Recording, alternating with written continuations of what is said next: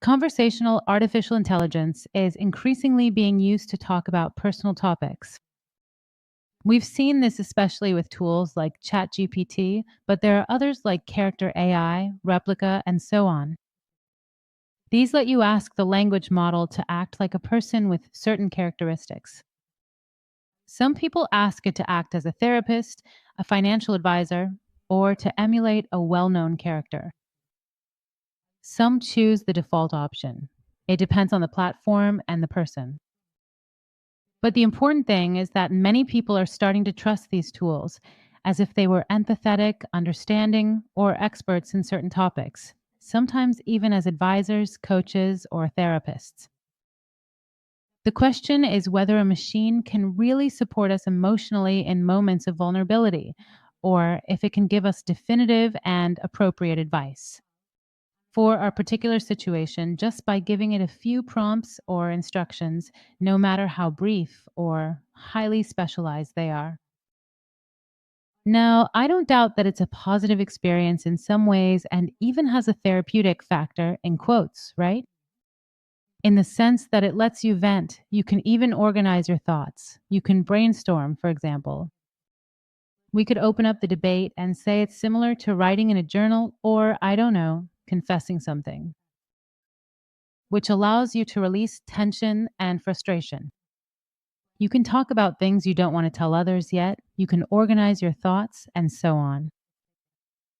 However, there are factors, very important ones, that are missing from that dynamic. The main difference is that when you make notes, for example, there's no feedback. But with AI tools, there is feedback. And it's expected that the person will receive some feedback, right? After all, they know they're going to get a response from the AI software when they're writing. That already creates a different dynamic. Related to this, you can control the dynamic and steer the conversation pretty much wherever you want to take it. Although some platforms can be much more careful about what they tell you and may set limits on what they consider safe to say, others don't have those limits or they're much more vague. And you can virtually steer the conversation so that the model justifies and rationalizes whatever it is you're proposing, or even so that it suggests something along the lines of what you're hinting at. And this is something that's inherently different in the dynamic, whether it's in therapy, counseling, etc. Just imagine the impact this could have on your personal and professional life. Imagine making a decision based on advice from an AI that seems to be well rationalized, explained, and justified. You might think you would never do that, but there have been cases, and sometimes we're not as much of an exception as we think. Another factor that people seem to overlook is the understanding and guidance from the other side, which is exactly what you get when you talk to a coach, advisor, therapist, or even a friend or family member who cares about you and your concerns. No matter how much AI mimics human language and tries to imitate empathy, it can never fully replace real interaction. With that other person, you know they have the knowledge, the experience that they've gone through something similar or have dealt with similar cases, and that feeling of knowing there's someone else there for you. However, some people give this up for the convenience of having AI always available, knowing that it's unlikely to challenge what you're telling it.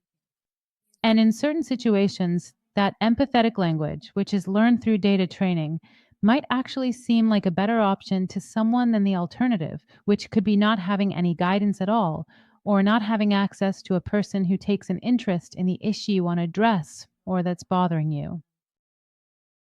And it's true that this is part of the appeal of AI, that you have access to knowledge and interactions that you didn't have before. And also at times that are convenient for you. But these AI models' capabilities do tend to get exaggerated. And ultimately, it's an unearned trust. We give a level of credibility that isn't deserved to a system that doesn't reason, doesn't feel, doesn't weigh consequences, and while it has amazing capabilities, they're not always the ones we imagine. AI doesn't have consciousness, can't assess complex risks, and has no legal or ethical responsibility for what it suggests. And yet, Many people, maybe when they're alone or in moments of urgency or uncertainty, make important decisions based on its answers.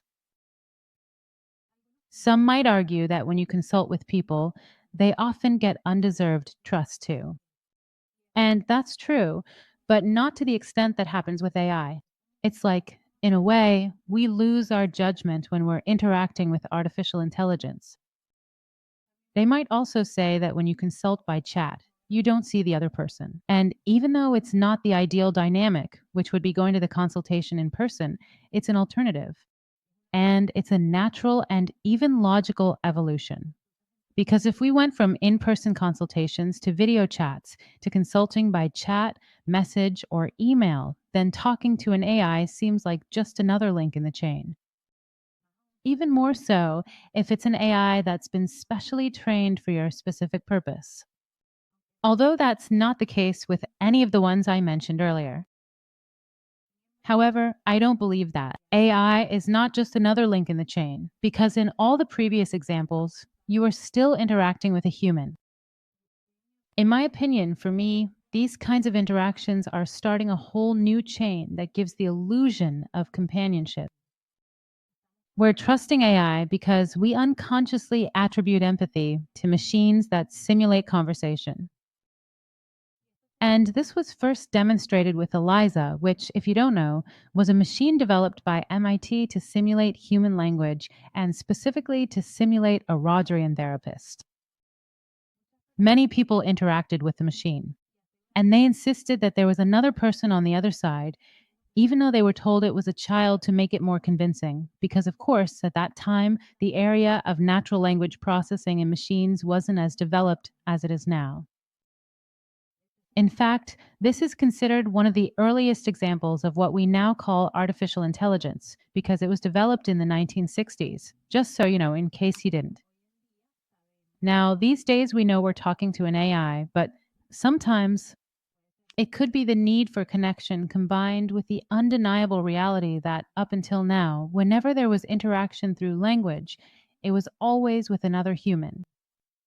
All of this seems to play tricks on our subconscious and makes us humanize the machine, the AI we're talking to, the software, just the same. That's why, for example, we say please and thank you to it. There are even people who get frustrated with them when they know they're getting an answer that's not acceptable or is incorrect. Other factors that feed into this dynamic are, of course, the fast pace, the quick responses, the fact that they don't judge, and that they're available to you 24/7. This definitely makes it convenient, although it can also make us take them for granted. There are two very important aspects I want to mention here. One is that AI is trained to understand something no matter what. It will take your words and do what it can with them. So, even if you make mistakes or even have terrible spelling or give it very little information, you would literally have to write, I don't know, words that don't exist or mix letters and numbers together for it to tell you it doesn't understand, for it not to find a pattern in what you're trying to say. But otherwise, if you give it a word or just a few very short words, it will try to get something out of that and give you an answer. The other thing is that it's programmed specifically for that to give an answer no matter what. It's not going to just say nothing. You never see ChatGPT just stay silent, even if it tells you it doesn't understand or it makes something up. And that's exactly the problem. If it's missing information, it's going to make mistakes or many times do what's known as hallucinating, hallucination in artificial intelligence terms, and it'll tell you things that just aren't true. But the problem is that if you don't have the knowledge, they're going to sound just as convincing to you. By the way, I have a video about this. If you're interested, I'll leave it in the description. But anyway, getting back to it, AI is always there for you. You know that by taking out your phone, you can start chatting with ChatGPT or whichever platform you choose. And there are two extremes. Either you take it for granted and don't put in the time and effort, you don't prepare, and you just ask it questions every now and then, or ask really short, contextless, meaningless questions, etc. or you spend the whole day, sometimes even the night, chatting with it. Ideally, you should use these platforms with some preparation or prior knowledge.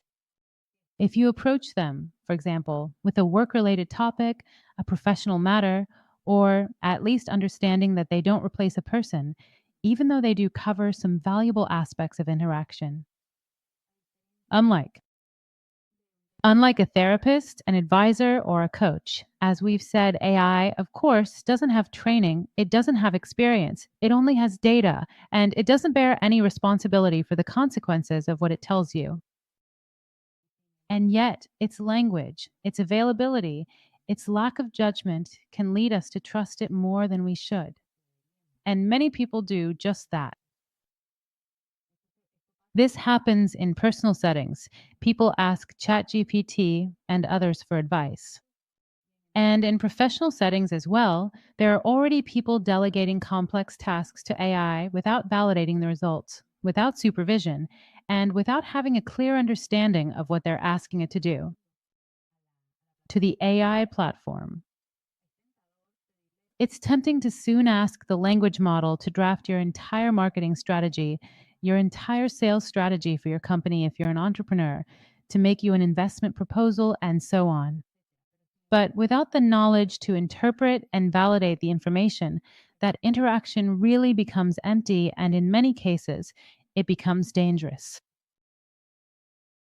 So you really have to do some groundwork first, as I said. Ideally, for example, if your intention is for it to imitate a personal image coach or whatever your proposal is, business, marketing, etc., ideally you would do your own research. Try to have some conversations about the topic, join groups in person or online. Try to build a support network around that, in addition to interacting with the AI. This is in contrast to just typing, for example, I want to improve my personal image and then trying to make sense of whatever answer it gives you. And of course, something very important, which is something people seem to overlook a lot. You have to understand that the answer is worthless if you're not willing to implement the changes that need to be made. That's a big part of the equation, right? If you want to put it that way. And another important thing to know is that the AI model is going to give you answers no matter what. And if you ask it to elaborate or explain, it will do so because a lot of times it's good at rationalizing and explaining something even if it's not actually right. So you have to have your own judgment and your own validation strategy so the interaction doesn't become pointless or I'd even say toxic.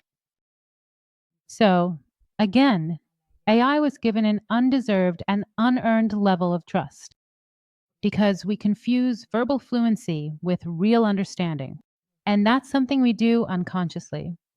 To fight against that, you first have to be aware of what you're doing. If something goes wrong, and there are examples of this, there's no one to hold accountable. If something goes wrong with advice the AI has given you, in many cases, you can't even hold the platform developers responsible. And one of the reasons is that there are no precedents for what's happening right now. Therefore, the whole issue of restrictions, consequences, legalities, and so on is going to take some time to put in place. If you want to look at it that way, the only one truly responsible is going to be you.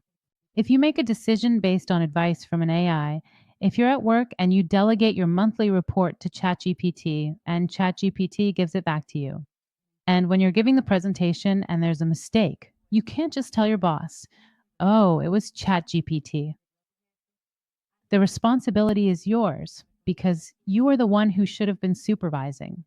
It's a tool and that's great, but you have to know what you're doing. That's an example of what your role should be when interacting with and using artificial intelligence tools. And that's where it comes up. I think the question about the role of platforms and ethics is inevitable because just like I gave you the example in a work setting, there are many examples in personal areas too. So, should AI platforms be limited, for example, only for business use? Should their use be restricted to personal matters or only for adults and so on? I don't think it makes sense to try to limit them like that because there has already been a lot of resistance for many years to try to prevent AI from being developed, since those who understood it before it became popularized understood and still understand the implications. But I don't think that if powerful people like Elon Musk tried to resist and ended up joining in, this is a path worth taking. I think, as always, it comes down to the user, to the people who are responsible, whether they are parents, business owners, managers, project leaders, and so on. Understanding the technology as best you can and understanding its scope and implications. The problem with delegating sensitive human tasks to algorithms is that a lot is lost in favor of processing speed, and that's something you need to understand. You lose the big picture, the strategy, the empathy. If you want to look at it that way, you lose that sixth sense that comes from experience, from knowing and understanding, for example, your field of work or knowing any specific topic, any specific operation. In psychological terms, you could talk about, in English, it's called cognitive offloading, which is when you delegate mental functions to external tools. That can be useful, yes, but it can also weaken our abilities. AI inherently reinforces this effect. It almost always understands you and provides an answer, even without complete information. This can cause serious mistakes if we're unaware of its limitations, and we may not even know if an answer is fabricated. The problem is that it sounds convincing. To wrap up, I think the warnings are pretty clear for anyone who wants to listen. It's not about being fatalistic, it's just about really understanding the tool and the reality we're living in. Even so, there will always be someone who argues for the automatic delegation of every single matter to artificial intelligence.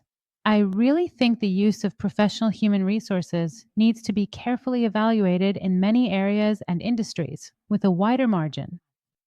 Maybe not exclusively, because, for example, AI can be a support in many sensitive fields of work, like medicine, therapy, childcare, and so on. AI comes in many forms, and it's not the same to use an assistant that takes notes or reviews a bibliography, or an interactive copilot, as delegating everything to AI. For example, in an engineering case, it's not the same to have a copilot that interacts with you, reviews notes, checks calculations, and so on, as it is to delegate all the bridge calculations to it, or to hand over all the patients to AI. And if no one supervises it, then again, when a mistake happens, there won't be anyone to hold accountable. In the end, delegating human decisions to an AI without its own judgment is like handing the wheel to a convincing voice in the dark. It sounds reassuring because of the situation you're in, but in reality, that voice has no idea where you're going. AI can be your co pilot, but it shouldn't be the autopilot.